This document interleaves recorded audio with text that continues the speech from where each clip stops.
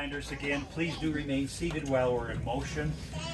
Keep your arms and hands inside the car, and please do not monkey with the windows. It can't be tempered then. Okay, Mr. Motorman, it's all yours.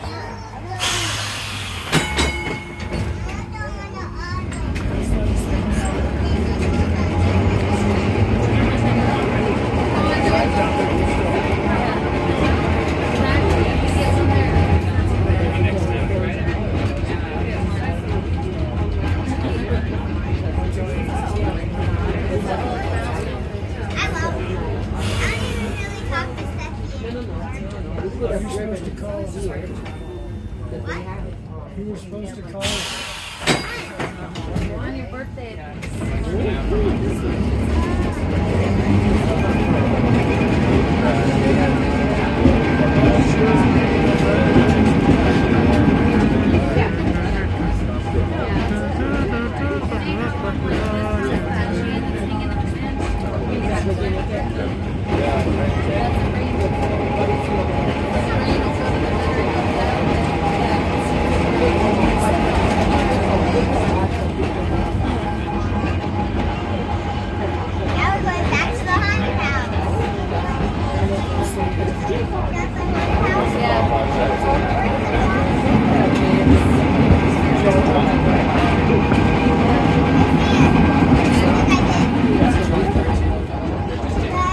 Just a little bit about the neighborhood we're in. It's on the National Register of Historic Places. Notice how close the houses are together. The neighborhood very compact. The reason for that is this was a walking neighborhood. Most of these houses were built between about 1890 and 1930.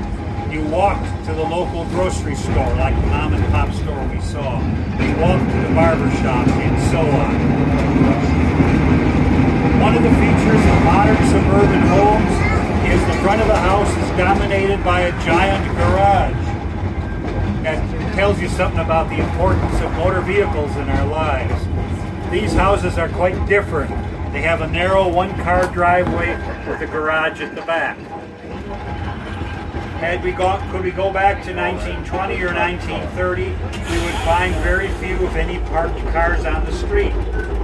People only had one car. The problem for people who live in these homes today is they have 3 and 4 cars, so they park them on the street. The traffic would be extremely light.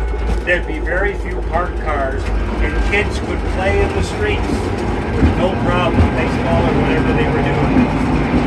I did, not 1920.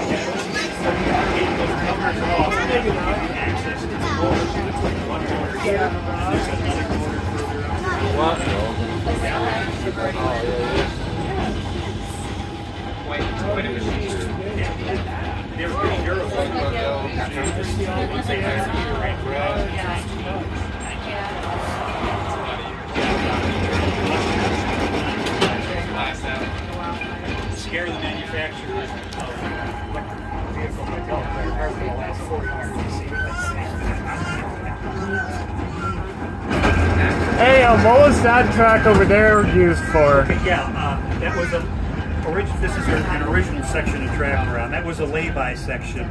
If two cars were running on this route, one would pull on the side while the other passed.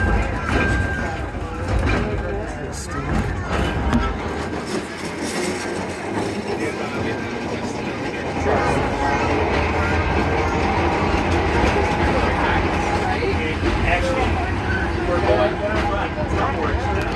We have two front ends. We're going this way. That's the way.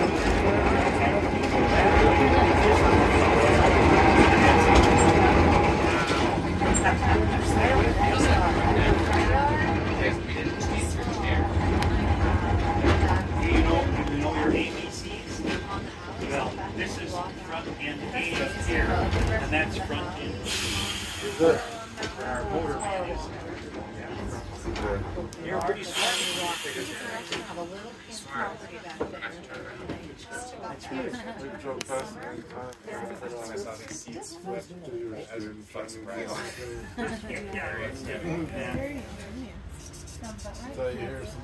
Notice how quiet it is. Electric motors do not make noise when we're stopped, just like being in an electric car. Of course, the first time you're in an electric car and it comes to a stop, you panic because you think it's conked out.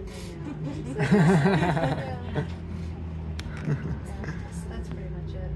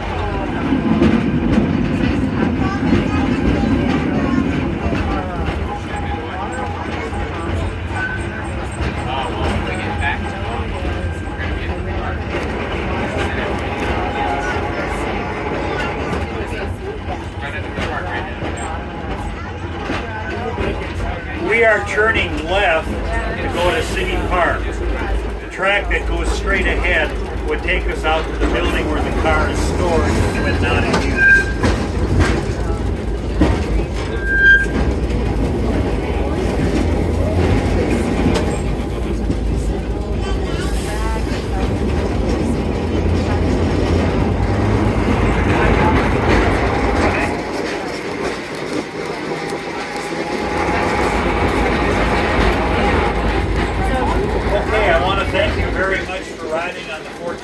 I want you to know that this is an entirely volunteer operation.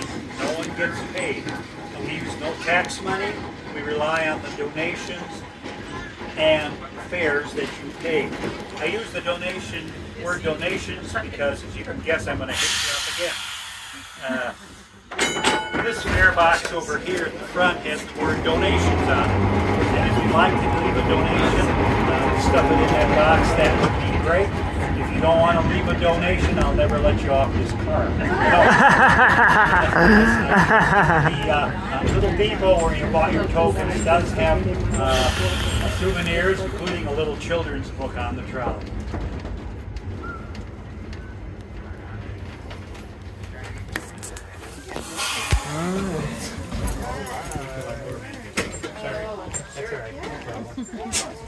Pretty cool, huh? Yeah, it's a priority over all of us. Okay.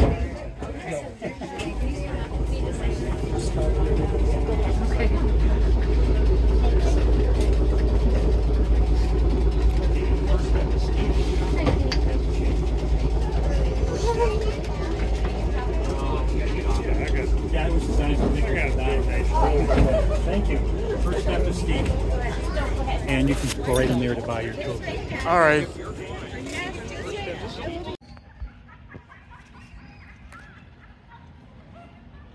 There she goes.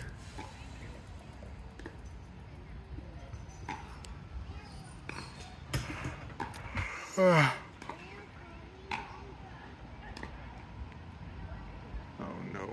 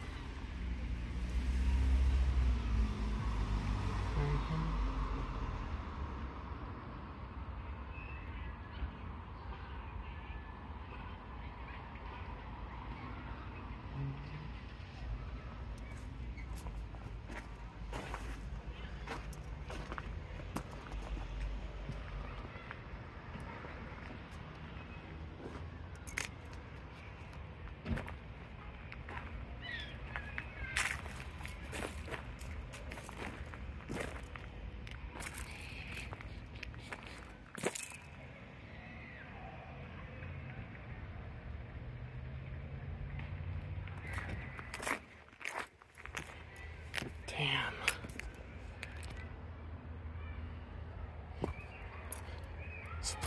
This place must have been abandoned somewhere between 97 and now.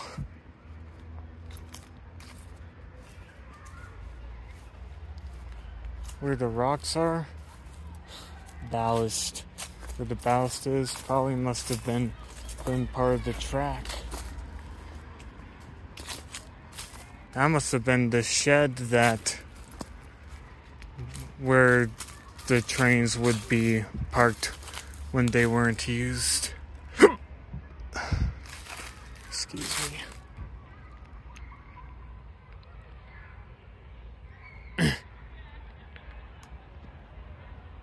Sad to see this place abandoned. Maybe vandalism caused the expenses to go through the roof and they couldn't afford running. Now this small railroad is just a memory.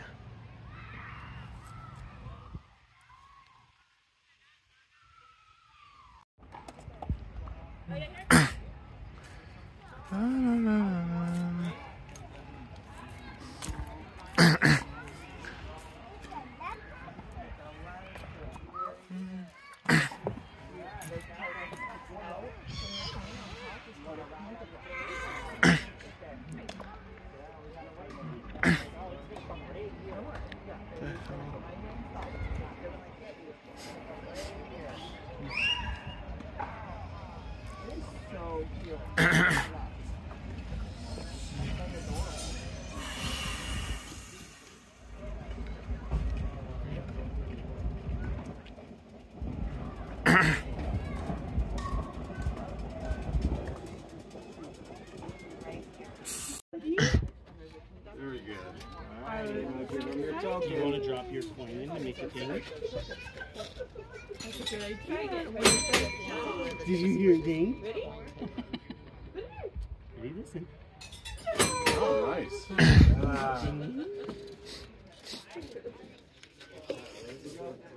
Oh, I might need those. Yeah, let me go get another packet. Thank you. I appreciate that. And then I guess we'll sit on the other side.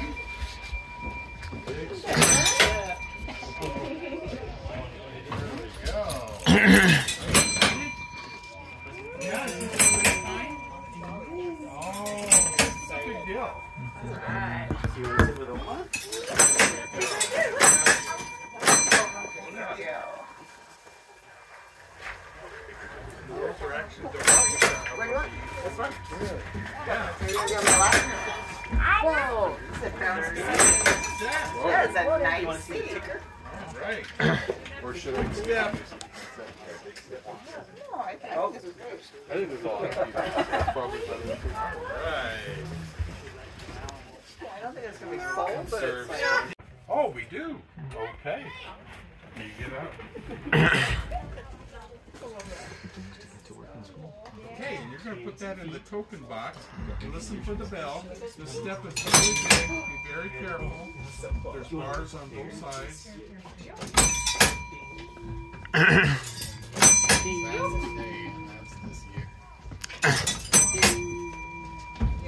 You and I read something on the way back. I'll say right here. Should I get a transfer here? That's first. Back the other. Yeah. And since we have new people, I do have to repeat the rules, but I'll make it really short. So for the new people that just got on, we have a couple of rules. One, always stay seated when we travel. Two, always keep your arms, elbows, hands inside the windows, inside the bars, because we go close to trees and shrubs. And third thing is not a rule, but wave to people. We're just happy to be in the neighborhood. So, okay, I think we are ready. And we will also hear the air compressor come on. And that, we need the air compressor because it closes and opens the door.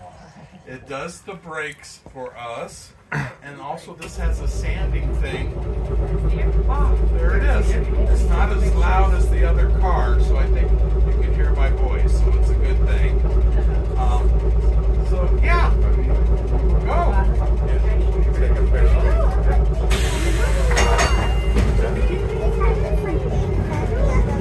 So this car I call the wandering streetcar of Fort Collins because it has so many places. As I tell the story, listen to the places it's been, listen to the price, the different price that it's sold for along the way. I always have to get my nose out just a little bit here to help me remembering all of those details. Okay. So this car was built by the J.G. Brill Company right above my head. It was built in Philadelphia. The other car was built in St. Louis. And this car is 3 years newer, if you will, than the other car. So this car was built in 1922, and it went to Richmond, Virginia, and ran in Richmond, Virginia. And it ran there until 1946. The city of Fort Collins needed some extra cars, and so it bought this Bernie streetcar, their safety car. The reason their safety car is that our motorman has to keep his left hand down on the power bar, if you will. Dead man switch, they call it, because if he releases it, the car will stop. So it's a safety feature, as well as the door will not open as we travel, which is another safety feature. So it was considered a safety car. So the city bought it in 1946 for $2,000. And it ran in Fort Collins until 1951. That's when the city shut down the trolley system. The city, before before that time, Trolley was the smallest municipality in all of the United States to run its own trolley system. Wow. I'm kind of proud of that. So the city finally shut it down in 1951 because people had cars. They weren't riding the trolley, even though it only cost a nickel to ride. So it was a good deal. And oftentimes on weekend, kids would ride it just for entertainment, and their parents were very glad they were out doing something. So the city shut it down in 1951, and the city sold all the streetcars except the other car we have, car 21, they kept that in town. But this one sold for $500 and was bought by Jim Stitzel, a CSU professor, and he bought it and he moved it to Midland Park, Colorado. So Fort Collins to Midland Park, and it was used as a baseball dugout. Believe it or not, and I can just imagine every time somebody get a home run, they bring the trolley up. So a good thing. So then it was Midland Park, and then Jim Stitzel moved it to Victor, Colorado. His summer home was the train depot in Victor, Colorado. He was kind of a train nut. Okay? His intent was to maybe fix it up a bit. Well, time elapsed, and so he finally sold it. This $25,000. He sold it to South Carolina Gas and Electric Company, Electric and Gas Company. He sold it for $25,000. It was moved from Victor, Colorado to Charleston, South Carolina. It was moved there, and then South Carolina Electric and Gas Company put $80,000 just to restore it cosmetically. Okay, so they were going to use it to celebrate their 150 years in business. 150 years in 1996. Then put it on the truck, bring it around, and then it was stored in Columbia, South Carolina. It was stored there until 1999, and then it was bought by the Charlotte Trolley Incorporated, kind of a volunteer, much like this volunteers that run this trolley organization, and they were going to use it was sold, get this, for $120,000. Okay, and then they were kind of trying to take it apart and fix it, but they discovered that the electricity of this part wouldn't work on their system, and it wasn't handicap accessible. So they had it, and then they sold it to Fort Collins Municipal Railway Society, the all-volunteer organization that runs the trolleys, and they sold it for sold it to us in December 2007 for $199,000. Okay, and it came in parts in 2008. Just in parts. The all-volunteer group put together, got it going. It could have made its first run in 2020, but that year was the start of COVID, so it didn't start running until 2021. Just glad to have another piece of trolley history with us. So as we travel, enjoy the ride, we'll get to the old houses, and if you have any questions, raise your hand. Yeah, good job.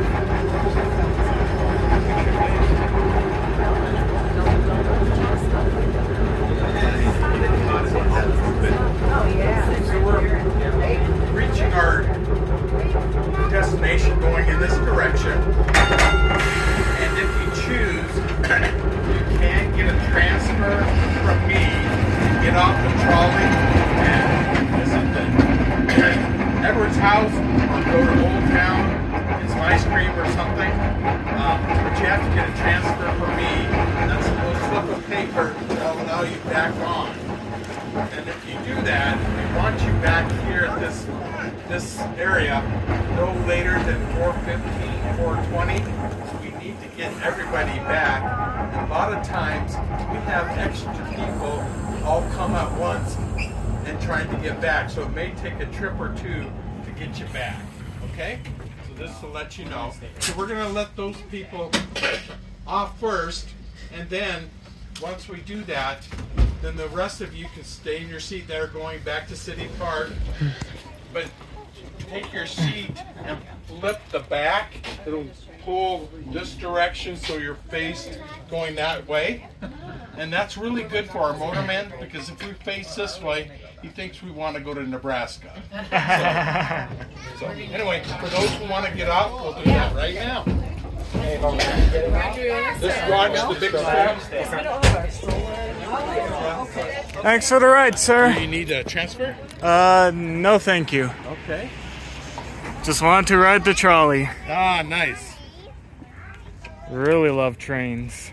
Oh, great.